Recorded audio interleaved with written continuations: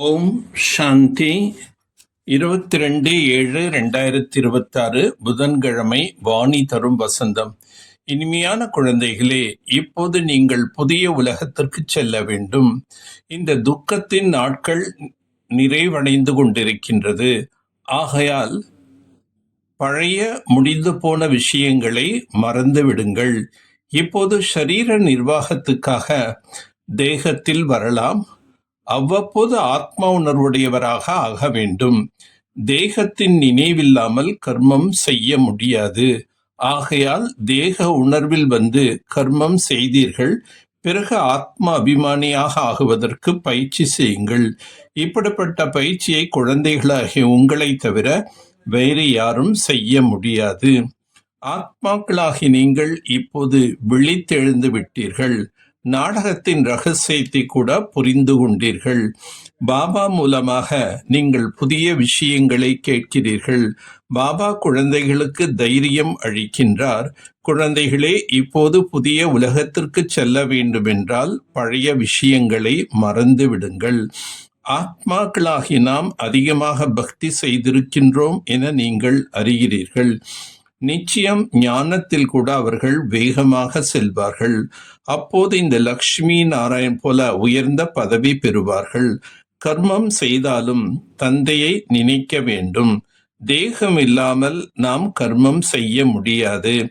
தந்தையின் நினைவில் நிறைய ஆனந்தம் இருக்கின்றது. ஷரீர நிர்வாகத்திற்காக தேக உணர்வில் வர வேண்டும். தேகத்திற்கு உணவு கொடுக்க வேண்டும். தேகம் இல்லாமல் எதுவும் செய்ய முடியாது. ஒவ்வொரு பிறவியிலும் தங்களின் ஷரீர நிர்வாகத்துக்கான காரியத்தை செய்து வருகிறீர்கள். கர்மம் செய்தாலும் தன்னுடைய மனவாளனை நினைக்க வேண்டும். வீட்டுக்கு செல்வதற்கு நமக்கு வழி கிடைத்து விட்டது. நம்முடைய வீட்டுக்கு சென்று பிறகு ராஜாங்கத்திற்கு வருவீர்கள். சிலருக்கு ஆரோக்கியம் நன்றாக இருக்கும், செல்வம் இருக்காது. சிலருக்கு செல்வம் நிறைய இருக்கும், ஆரோக்கியம் இருக்காது.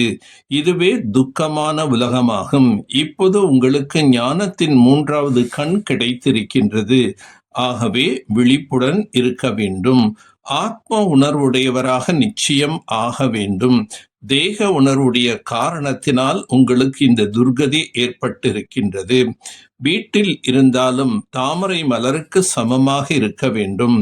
பாபா அழிவற்றவர் என்றால் அவருடைய பிறப்பிடமும் அழிவற்றதாகும். பாரதம் அனைவருக்கும் சத்கதி அளிக்கும் வள்ளலான துக்கத்திலிருந்து முக்தி அளிக்கக்கூடிய சிவபாபாவின் பிறப்பிடம் என்பது அனைவருக்கும் தெரிந்திருந்தால் அதற்கு நிறைய மதிப்பு கொடுப்பார்கள். யார் பாபாவை நன்கு அறிந்திருக்கின்றார்களோ அவர்களே ஆஸ்தி அடைவதற்குண்டான முயற்சி செய்கிறார்கள். மனிதர்கள் முற்றிலும் இருளில் இருக்கிறார்கள். இப்போது உங்களுக்கு வெளிச்சம் கிடைத்திருக்கின்றது. நீங்கள் அறியாமையின் தூக்கத்திலிருந்து விழித்தெழுந்து விட்டீர்கள். நாம் ஸ்தாபனை செய்து கொண்டிருக்கின்றோம். ராஜ யோகத்தால் ஸ்ரீமத் படி பாரதத்தை சொர்க்கமாக மாற்றிக் கொண்டிருக்கின்றோம் என்று நீங்கள் அறிகிறீர்கள். ஞானம் மற்றும் யோகத்தின் மீது முழு கவனம் வைக்க வேண்டும். கேட்கும்போது மிகவும் சாந்தமாக ஒருமுகத்துடன் அமர வேண்டும். கர்ம யோகியாக ஆக வேண்டும். பாபா வீட்டுக்கு வழியை காண்பிக்கின்றார். அதை அனைவருக்கும் தெரிவிக்க வேண்டும். ஸ்வதர்ஷன சக்கரதாரியாக ஆவதன் மூலம் ஞான சங்கையும் ஊத வேண்டும். மகான் மற்றும் விருந்தாளி என்ற 2 ஸ்மிருதிகள் மூலம் அனைத்து கவர்ச்சிகளிலிருந்தும் விடுபட்டிருக்கக்கூடிய அனைத்தையும் கடந்து அப்பால் இருக்கும் சாட்சி ஆகுக. அனைத்திலிருந்தும் விடுபட்டு சாட்சியின் நிலையின் அமைத்து கொள்வதற்காக 2 விஷயங்கள் நினைவில் இருக்க வேண்டும். நான் ஆத்மா, மகான் ஆத்மா.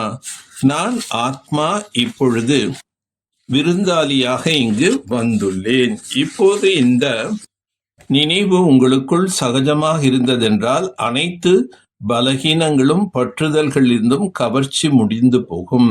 மகான் என புரிந்து கொள்வதின் மூலம் யார் சாதாரண கர்மம் அல்லது சங்கல்பம் சம்ஸ்காரங்களின் வசமாகி செல்கிறார்களோ அவர்கள் மாற்றம் அடைந்து விடுவார்கள்.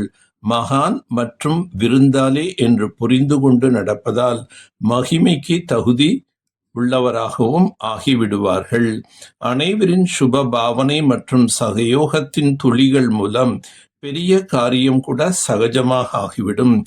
சக்திசாலி மனதின் அடையாளம், ஒரு வினாடியில் எங்கு விரும்புகின்றீர்களோ அங்கு சென்று சேர்ந்து விட வேண்டும். மனதுக்கு எப்போது பறக்க வருகிறதோ பயிற்சி ஆகிவிட்டால் வினாடியில் எங்கே விரும்புகின்றீர்களோ அங்கு சென்று சேர முடியும். அவ்வப்போது சாக்கார வதனத்தில், அவ்வப்போது பரந்தாமத்தில், ஒரு வினாடியில் வேகம். இப்போது இந்த அபியாசத்தை அதிகப்படுத்துங்கள். அப்போது நினைவு சக்திசாலியாக ஆகிவிடும்.